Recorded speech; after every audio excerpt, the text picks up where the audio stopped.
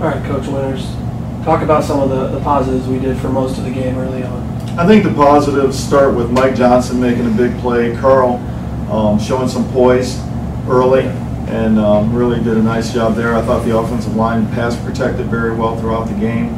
I thought Des made some plays, not necessarily consistent, but made some good plays. From an offensive standpoint. I think from a defensive standpoint, we kind of slowly got into the game as opposed to, going in there full ready to go. And they had a nice drive on us to start. But we did, for 4 quarters, we kept them out of, for 3 quarters, we kept them out of the end zone, which you can't ask for any more out of your defense. I thought that Norris Frati played exceptionally well, and I thought the linebackers as a whole played well. Zach Galecki made a ton of tackles, made a ton of hits.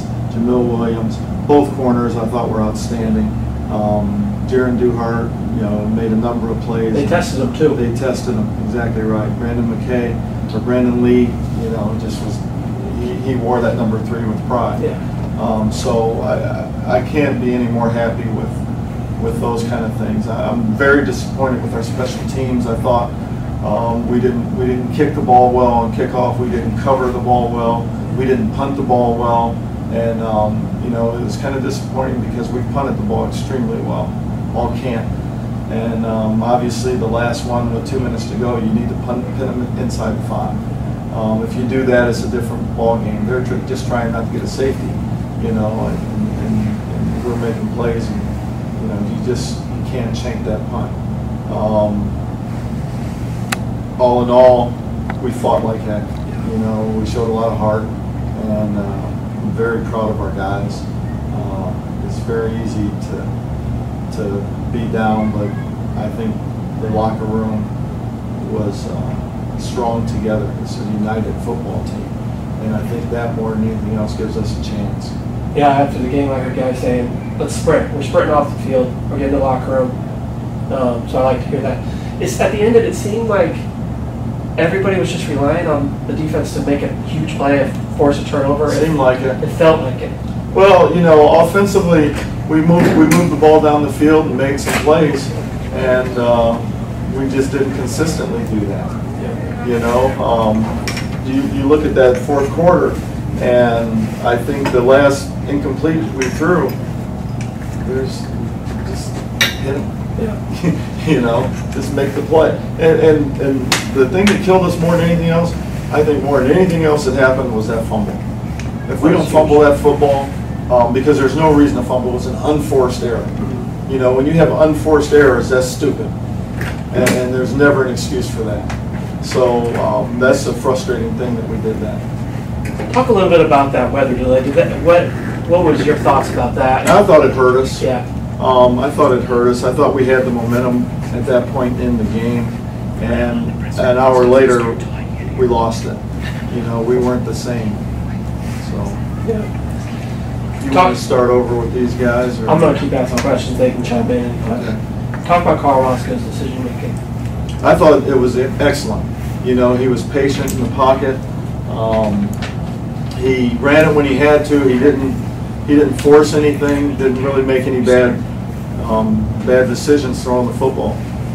He made a big 3rd down a couple times, just being patient and finding an open guy. Coach, just based on your experience, is there anything you can tell the guys to get over, a loss like that, just based on, years of going through, I don't know how many losses you've had like that, but is there anything you can tell the guys to? You know what, there's really nothing you can say that makes that any better. The guys just have to have enough desire to be a good football team, and I think that's what I've seen from these guys. They have a desire to be a good football team, so they're going to stick together and they're going to come back ready to work.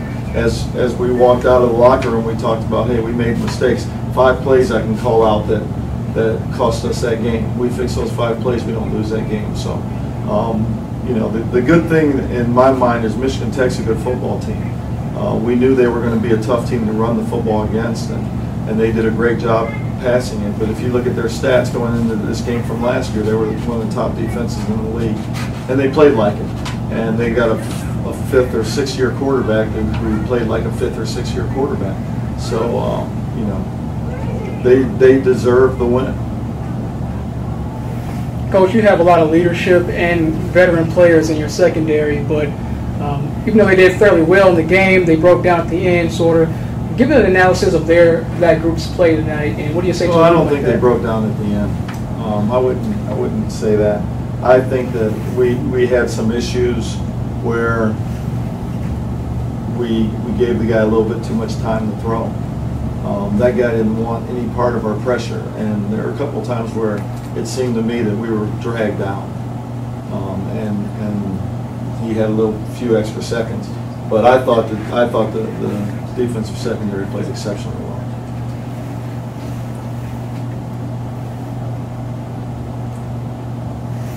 Any other questions for Coach? Coach, what will you guys specifically be looking to improve on heading into next week?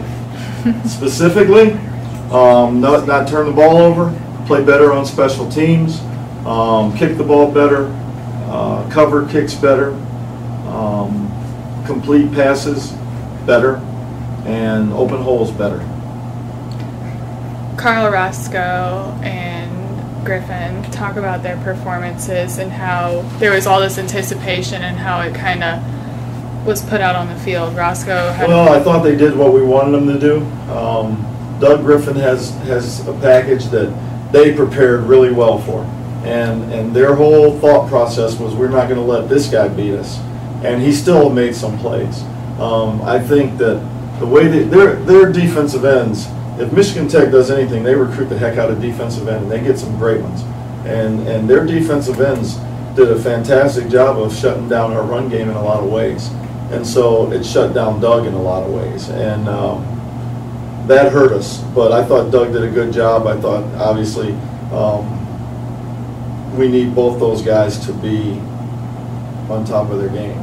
But, you know, until I look at the tape, I really won't know for sure. But I thought Doug played really well. Michael Johnson had 2 receiving touchdowns, did a few jet sweeps. Talk about Michael's performance. Well, you know, the thought process going into the season was Michael Johnson and Des Martin need to touch the ball a lot. And they did. I don't know how much. I didn't really look at that yet. We really want to get the ball in Michael's hands because he's a big-time football player. And I was excited about it. Mike Johnson made one mistake all day.